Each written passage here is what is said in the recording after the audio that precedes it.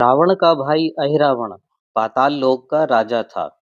उसके पास कुछ ऐसी जादुई शक्तियां थीं जिससे वह किसी का भी रूप बदल सकता था। युद्ध में अपने पुत्र मेघनाद के मारे जाने से रावण विचलित हो गया था। वह राम और लक्ष्मण को मारने में अहिरावण की सहायता लेने गया। युद्ध का कारण जानने के बाद अहिरावण ने रावण का साथ देने से मना कर दिया। देवी को प्रसन्न करने के लिए अहिरावण को बलि देनी थी। रावण ने यह जानकर अहिरावण से कहा, भ्राता मेरे पास एक युक्ति है, उससे हम दोनों का भला होगा। महामाया को प्रसन्न करने के लिए राम और लक्ष्मण से पवित्र और उत्तम बलि कोई और नहीं हो सकती। तुम्हारी देवी प्रसन्न होगी और मेरा शत्रु भी दूर हो जाएगा।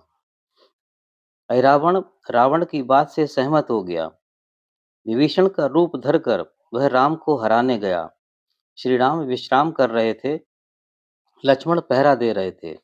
द्वार पर खड़े हनुमान ने विभीषण को भीतर जाते देखकर उनके आने का कारण पूछा। अहिरावण ने कहा कि वे राम को बुलाने पर उनसे मिलने जा रहे हैं। हनुमान ने विश्वास कर लिया और उनको भीतर जाने दिया। भीतर लक्ष्मण को पहरे पर देखकर अहिरावण ने अदृश्य होकर सोए राम को उठाया और पाताल लोक लेकर चला गया। लक्ष्मण को कुछ पता नहीं चला।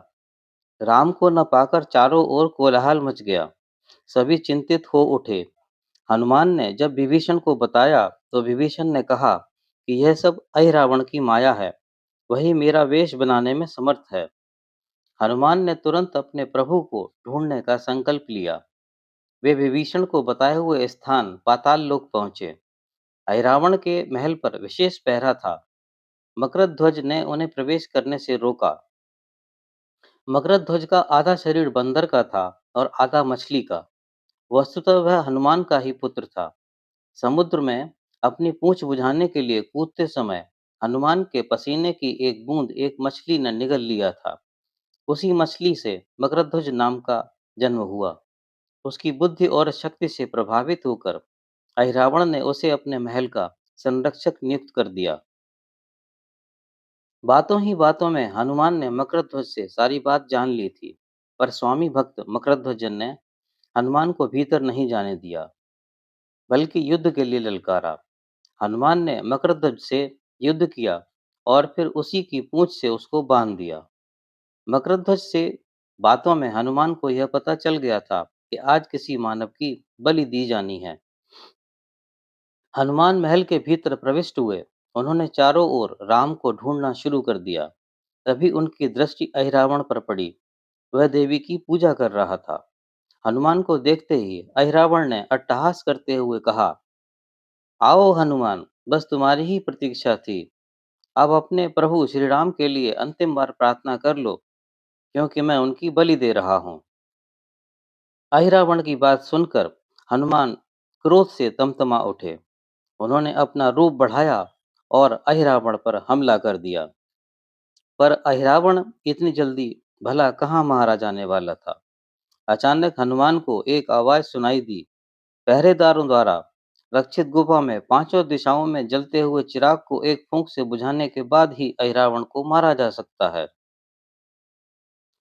हनुमान ने पंचमुखी रूप धारण किया और एक ही फूंक में चिराग को बुझा दिया। तत्पश्चात अहिरावण को भी उसी की तलवार से मार डाला। अन्य राक्षसों का संहार करते हुए राम को लेकर हनुमान वापस लौट आए। चारों ओर आनंद की लहर दौड़ गई। युद्ध चल रहा था। हनुमान सदा राम की सहायता में लगे रहते थे।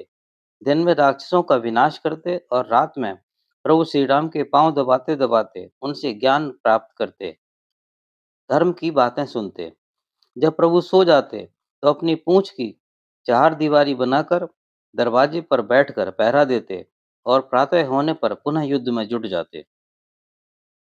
जामवंत, सुग्रीव, अंगद सभी मुसीबत के समय हनुमान को याद करते और उनकी सहायता लेते थे।